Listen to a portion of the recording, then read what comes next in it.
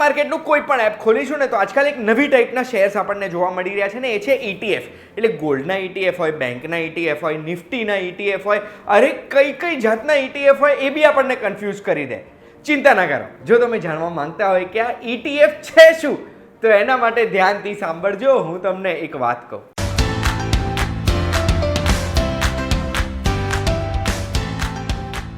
એક વાત કહું, આપનું સ્વાગત છે. મારું નામ છે ગુંજ ઠક્કર. ETF નો ફૂલ ફોર્મ થાય છે એક્સચેન્જ ટ્રેડેડ ફંડ. એટલે એવા ફંડ જે એક્સચેન્જ ઉપર ટ્રેડ થઈ શકે. આમ જોવા જઈએ ને તો ETF કોઈ પણ સ્ટોક છે, શેર છે, એ શેર અને મ્યુચ્યુઅલ ફંડ બંનેના કોમ્બિનેશનથી બનાવેલું છે. કોઈ પણ શેર છે એ શેરમાં શું છે કે સવારે ઉઠીને આપણે ખરીદી શકીએ, પછી વેચી શકીએ, પછી ખરીદી શકીએ, પછી વેચી શકીએ. આખા દિવસમાં કોઈ લિમિટ જ નથી.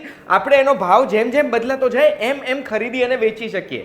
એવું આપણે મ્યુચ્યુઅલ ફંડમાં ના કરી શકીએ. મ્યુચ્યુઅલ ફંડનો ભાવ સેશન પછી, દિવસ પતી જાય એના પછી જ નક્કી થતો હોય છે, જેને NAV કહેવાય છે.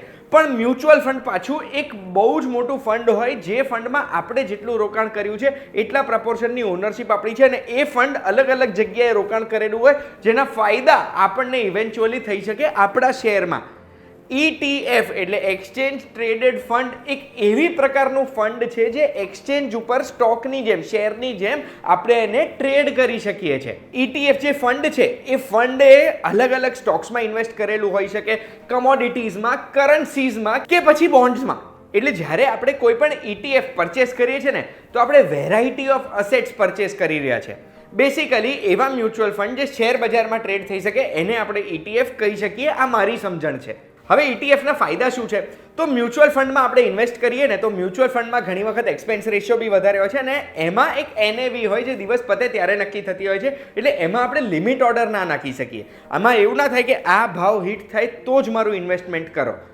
ETFમાં આપણે શું કરી શકીએ કે લિમિટ ઓર્ડર નાખી શકીએ. એટલે આપણે એક તો આખા દિવસમાં બાય સેલ કરી શકીએ જેમ ભાવ બદલાતો રહે, અને લિમિટ નાખી શકીએ. એનો મતલબ છે કે અગર ભાવ આ ભાવે હિટ થાય તો મારો માલ વેચી કાઢો, અગર આ ભાવ હિટ થાય તો મારા માટે આટલા ETF ખરીદી લો. બેસિકલી આપણે એને ટ્રેડ કરી શકીએ છીએ ETF ને, અને આ એનો ફાયદો છે.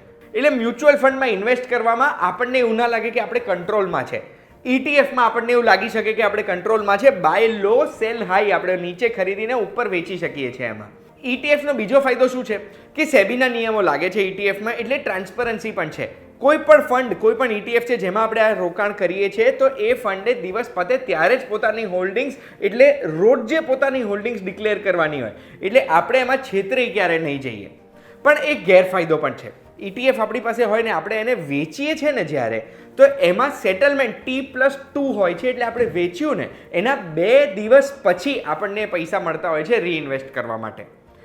ETF બહુ જ બધી અલગ અલગ ટાઈપના હોય છે. એટલે તમારે ઇન્ડેક્સ ફંડનું ETF જોઈએ છે, કરન્સીનું ETF જોઈએ છે, ગોલ્ડ, કમોડિટી, અરે યુએસમાં તો હવે બિટકોઇનનું પણ ETF શરૂ થઈ ગયું છે. આશા રાખું છું આ વિડીયો જોઈને તમને સમજ પડી ગઈ હશે ETF છે શું.